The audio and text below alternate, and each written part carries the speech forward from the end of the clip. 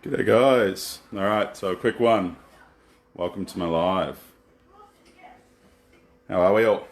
So I got myself a cool little stick thing so I can actually show you what I'm doing now. Haven't really done a whole lot of this live stuff as we know, but we decided to go and do some shopping. And this, pardon the neighbourhood in the background.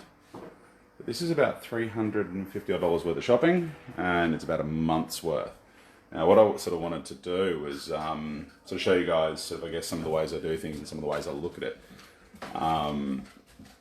My quick go-tos, and obviously I've got some stuff here leading into the actual book. So, starting next week, I'll be actually taking photos for it and really starting to get it going. So I'm really excited for that.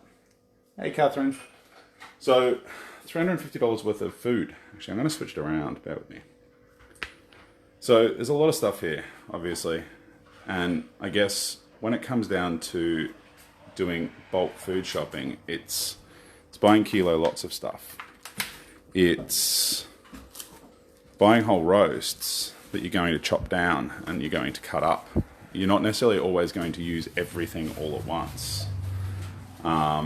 And I think one of the things that has always been really important to me when I'm buying bulk amounts of food is what am I going to use it for, and am I going to use it for more than one thing? So one of the things I keep talking to people about is buying dried herbs. There's a reason for it. Now, you might only get a recipe that needs dried chili. And you think to yourself, well, it's a couple of bucks right there. But how many times can you use that? The other thing that I've just bought, and I will do a whole video on this, is that. It's a 5 kilo rump of beef. Now, that's $50 worth of meat right there.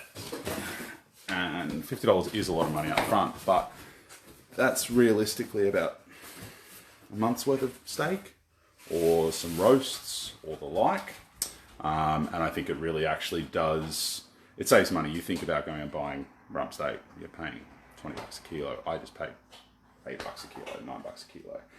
I buy a lot of stuff like this, so I decided I wanted to do and I think I've spoken to you guys before about it, about the concept of just, rather than one specific meal or one specific ingredient, go with what you can find. So I wanted to do a nice stir fry, so I managed to find some pak choi, broccolini. I think in amongst this big pile here is some bok choy as well, and some cauliflower in there. So I went in there with just a pure idea of what I wanted to make, not so much specifically what I was going to buy. I look very much for the specials. So again, the reason I've got a really good size whole shoulder of pork there is because it was on special. Now I can cut that in half. That's a 2.5 kilo shoulder. So cut it in half. One half can become a beautiful roast. The other, just on kilo, you can cut that in half again, cube it up, and you've actually got the main sort of pork stir fry. One of the things I said I was going to talk about was my quick go-tos. So I guess one of my personal favourites, if I can find him, and I think I've spoken about it before, is wombok. So wombok is a type of Chinese vegetable, Chinese cabbage, in fact, actually. So for those that were asking the other night, that is a wombok. And what we do with that, that'd do probably 2 full salads. It's a whole wombok. Cut it in half, slice it, and then you add just a little bit of dressing to it, and some crunchy noodles, and that's literally a beautiful side dish.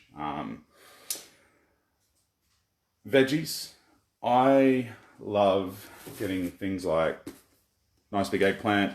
I've got some zucchini there, lots of olives, that sort of stuff, and making like a beautiful Mediterranean,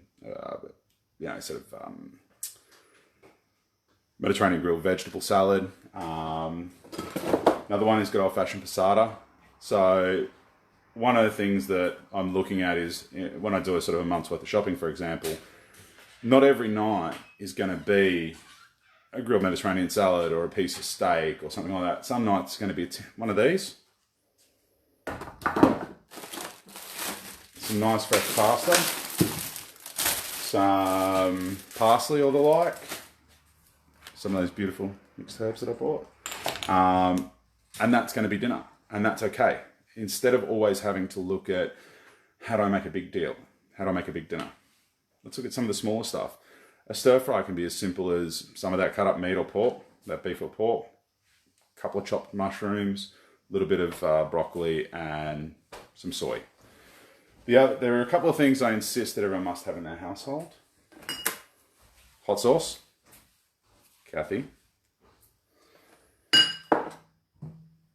I believe in always keeping some soy around.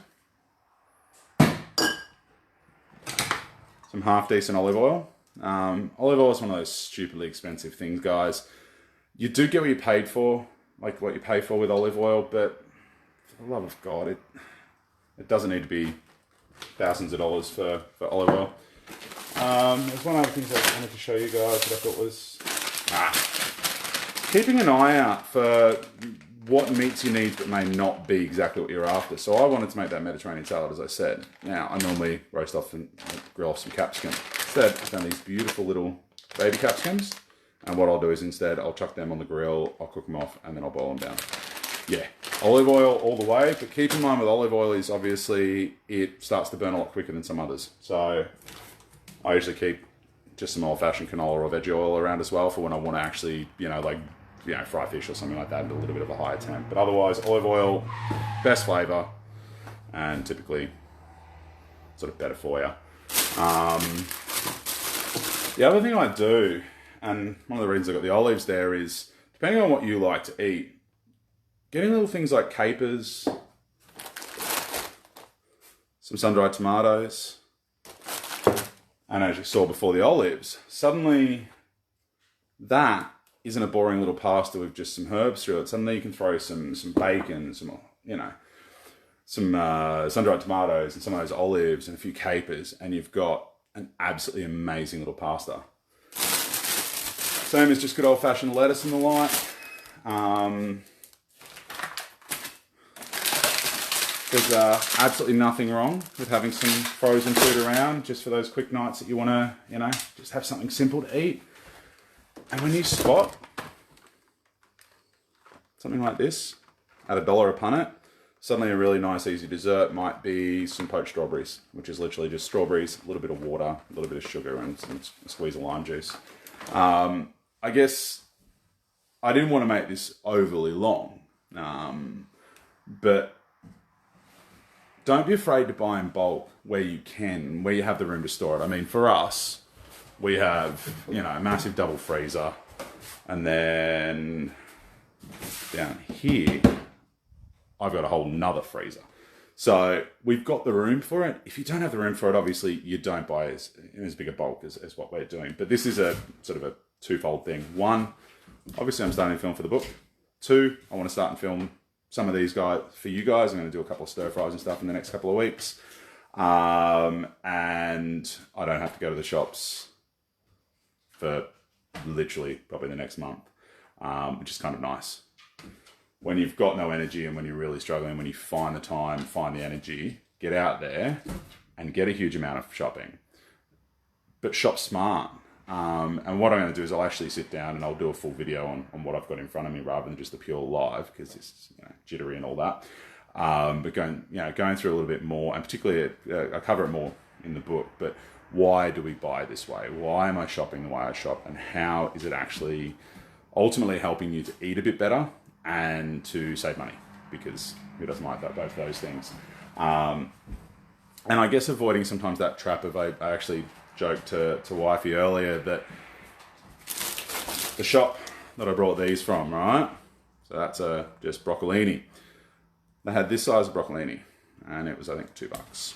And then next to it had family-sized broccolini, which was literally that much longer, and they wanted $4.50 for that. So it's about being smart in the way you shop and actually looking at things, and trying to sort of, I guess, understand that sort of marketing tactic that a lot of them are using.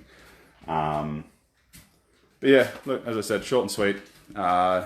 Any questions, absolutely hit me up, whether it be in the comments now or whether it be on the page or via a message.